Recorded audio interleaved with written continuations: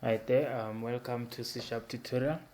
So in this video we are going to learn on how to create a simple basic MVC web application. Right, so we are going to go to new project, create new project, and here we'll look for the template to use for MVC. We'll say MVC. So here is the one that we are going to use for this project. We are going to create the ASP.NET Core web application using MVC, which is stand for Model View Controller. Right. So as you can see here, it says a project template for creating an ASP.NET Core application with example. ASP.NET Core MVC views and controllers. This template can also be used for RESTful HTTPS services. So you can also use this template to create the services, but we are going to use this template for today to create a web application.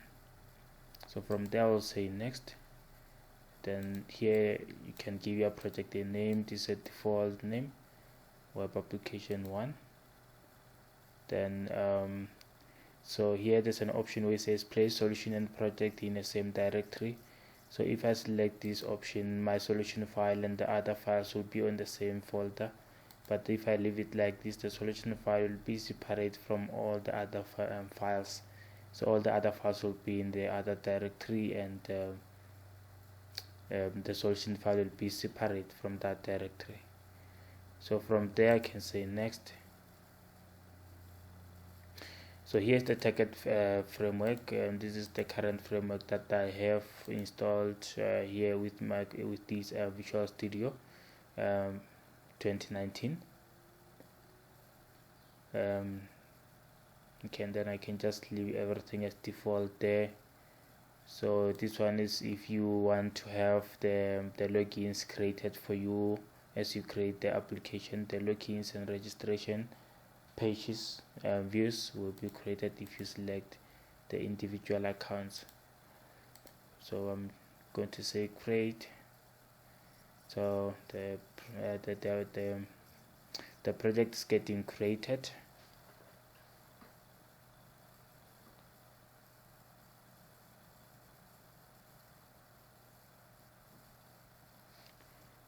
So the project is getting created.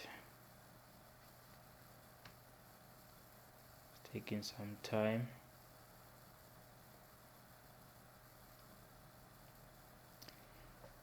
Okay, so while the project is still getting created, so when we talk about the MVC is architectural pattern for separating the separating your application in different layers, where you are going to have the view separate from your controllers and separate from your models, right? Okay. So now here the simple application is being created. The simple web application is being created. You can see here we have the folder where we can have our controllers, and then okay, they just open that. We have the home controller there that was created by default. Then we have the model. Here we have the Rabbs model. This is where you can create your own models. Here you can create your own controllers. So we have the views here. These are the different views, and then here we got the shared views. So the shared views are the views that are accessible across all the views. So it means all the views will be using this. They share these views, right? And then here we have the home. So these are the home view, the index. This is our home view. Okay, so let's just run up this application before we move on to the next step. So I'm going to run this application.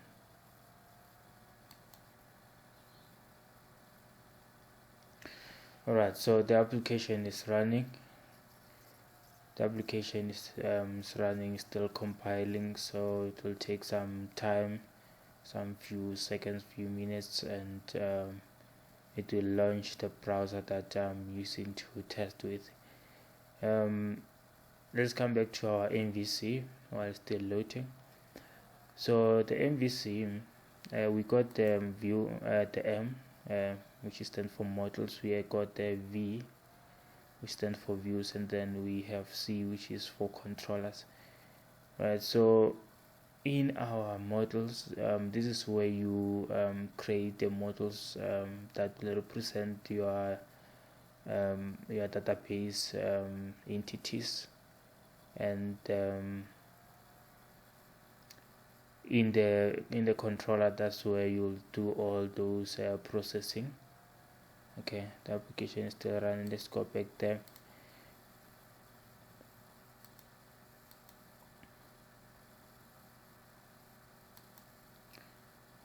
Okay, so as I was explaining, so in the module, so this is where you create the modules that will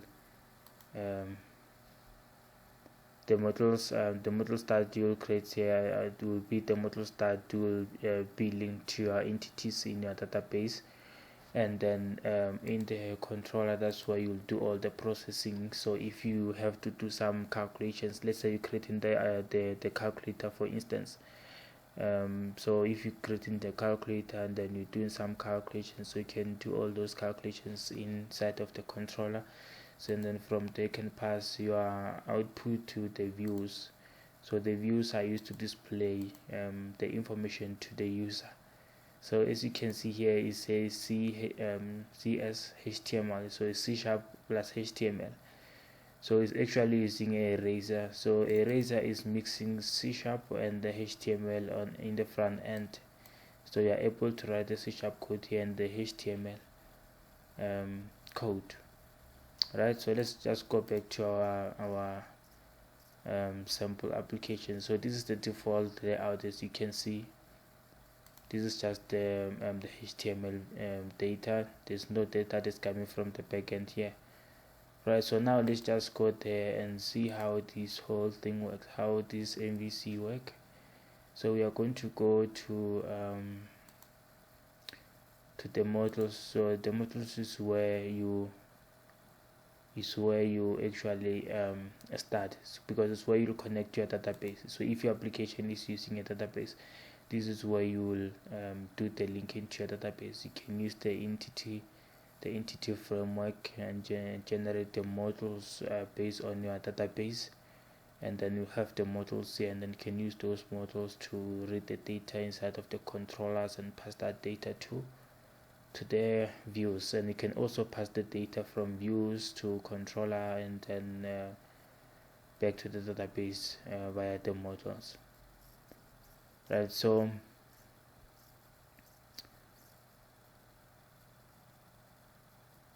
we are going to create just one model here, the one that you can use. But for this example, we are not going to use a database. So we are not going to use a database. We will only just use the hard-coded data, for instance. So from here, instead of generating them, so actually with if you are linking your application to your database, you don't actually have to write the models manually.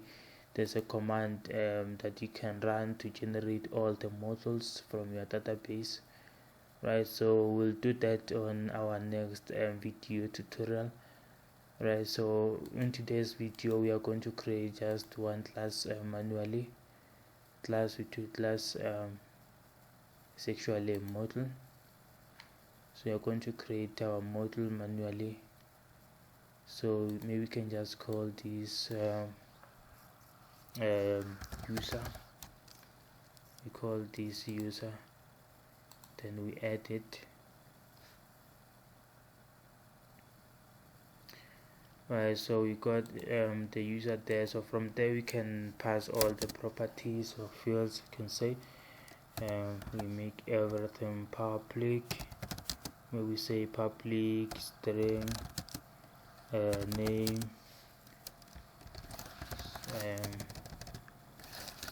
so get set property.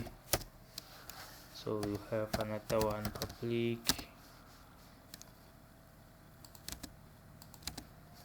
public string surname,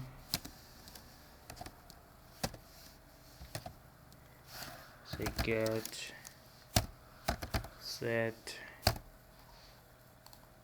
Right, so you can have something similar to this, where we are going to pass the name and the surname. So from there, what is going to happen, you are going to go to okay, we have defined our model, which is a user, and then now you can go to the controller. So let's just you can create the new controller, or you can just use the new you can just use the same controller, the home controller, right? This one they're calling it home because it's the one that's loading the home page. So if you have something different, you must make sure that you create the controller for that. You have the model, then you create the controller for that specific model, right? So but we are going to use this model, the already created model, controller, home controller, right? So you can come here. So here on the index, you can see here it says index, right? So here on the index, so that's where it's loading the index view. If you go to the views here, go to home, so this is where it's loading the index view. And then we got the privacy, it's loading the privacy here, privacy view. So we are going to display our usernames on our index page, which is index view, which is the home view. So we are going to here under index, we can define our class object here. You say user equals to new user, and then we can set our values there to our model.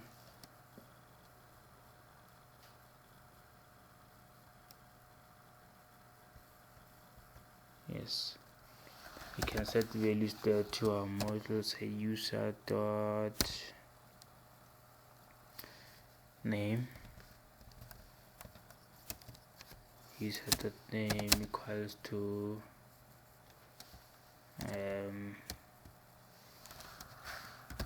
tester, something like that.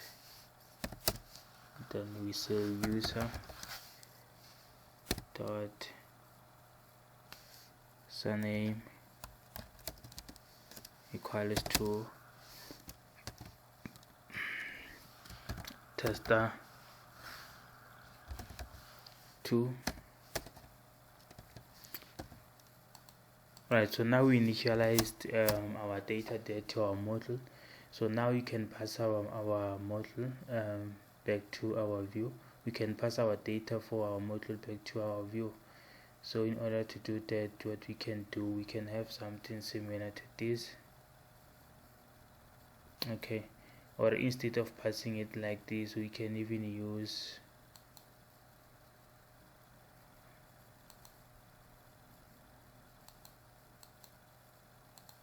you can create a list instead. We can create a list like this. If you are going to have more than one user, you can use the list so that you can add many as you can. But now as we are passing only just one user, and then we can just use the direct object there. So from there we are going to use something called view data. Right, so the view data is used to pass your data from your controllers to your views. So you can just give it the name here. It can be any name, but I'm going to call it a user. Right, then I'll say equals to, and then I'm passing this user.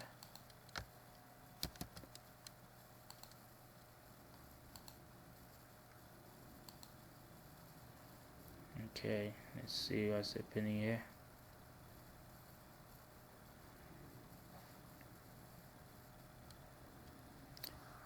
So equals to user.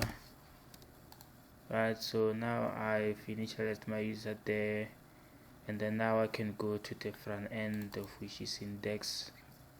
So from here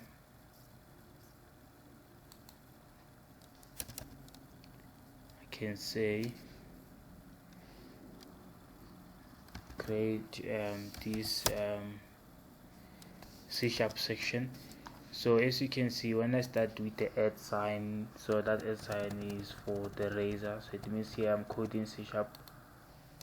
I'm coding the C# code, so but it must make sure that it's inside of these brackets, and the brackets starting with the @ sign to indicate that it's a razor.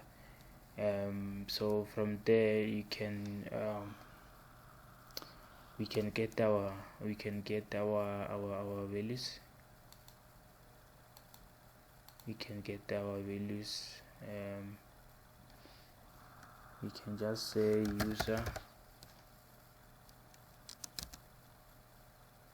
and then users, then we'll say view data, and then we get the user there. As we get the user there, we make sure that we cast this. As you can see, there's an error there. It says you cannot implicitly convert the type object to the model user as explicit conversion exists. So so what you have to do, you can just say as user, right? We cast in that, we're saying as user. So from there, from here, so it means you can be able to take your output there, your data there. You can just say okay, because now here we are outside of the bracket, so you can't just come here and type the C# code. So you must make sure that you start with the @ sign.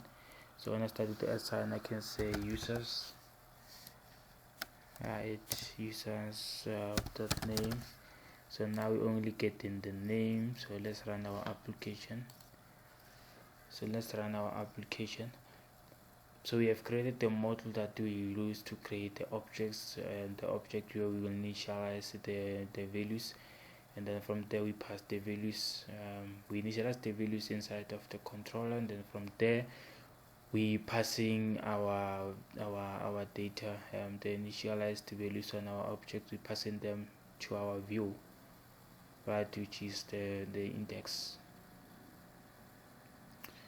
So let's see what we get here on our, it's supposed to get welcome tester, because tester is our name there. Okay, it's taking some time reading. You can see here it says welcome tester.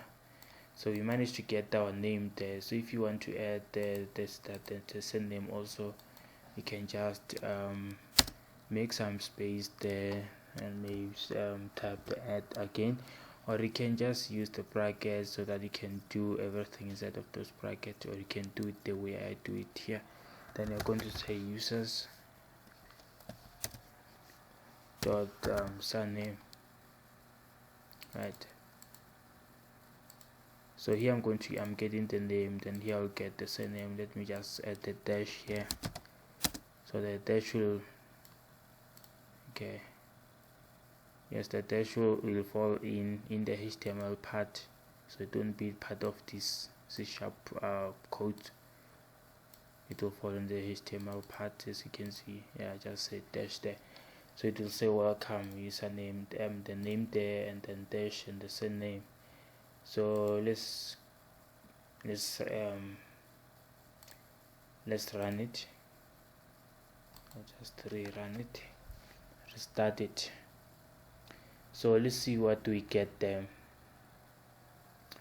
So this is how the actual MVC works. So with the MVC, you create your model separate there, you have your controllers there, and then you'll have the different views there.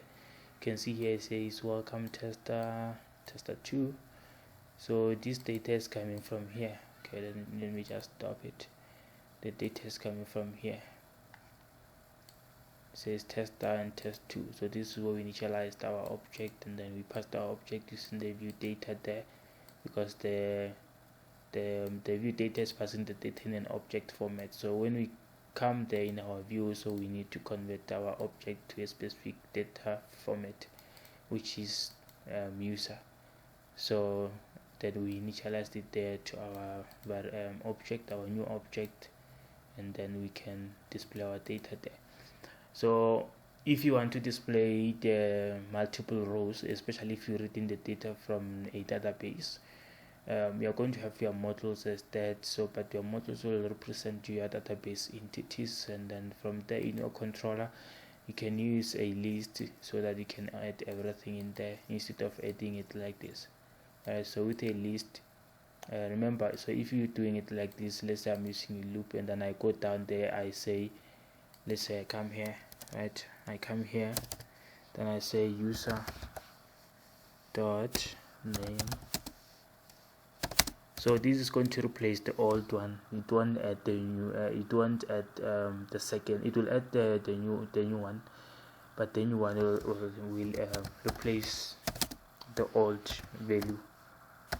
So that's why you will have to use the list so that you can add everything to your list, and then when you go there in the front end, you will be able to pull that data. Then you can use something like a for loop or any loop. Depending on how you want to read your data, and then you can read your data from your database. Normally we use the for each, because the for loop you normally use it when you know how many rows you will get from there. Okay, let's see.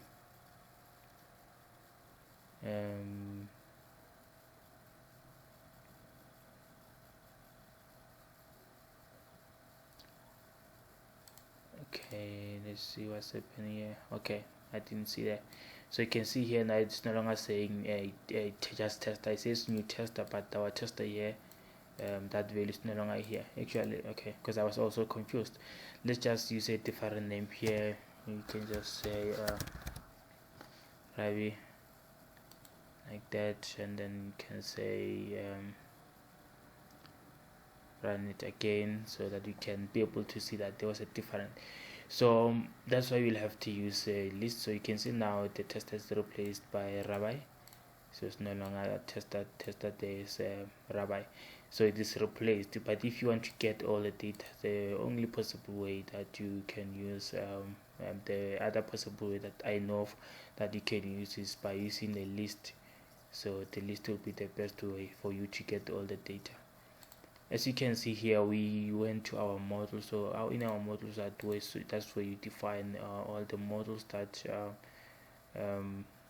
let's say we're using our database. This way you're going to define all the models. If we have the database that has the entity called user, then we'll come here and create the model user, but there's a command to generate that. So you just run that command. That command will connect to your database using the connection string, and that will generate all the related all the for each entity it will generate the model here, and then from there you can have your controllers. You can create your controllers. Yes, you can create your controllers based on what you want to do. So from there you can also have your views here, as you can see. So you can create many views as you want here. So the next thing with this, you can see from the back end to the front end, coding with a C#. So even when you come this side, you can still be able to use a C# with this razor. You see. Thank you for watching. I hope to see you again on the next video. So please make sure you subscribe. So on the next video of this MVC, we will be creating this same application, but connecting our application to our database, and then I'll show you how you can read and write to your database. Thank you for watching.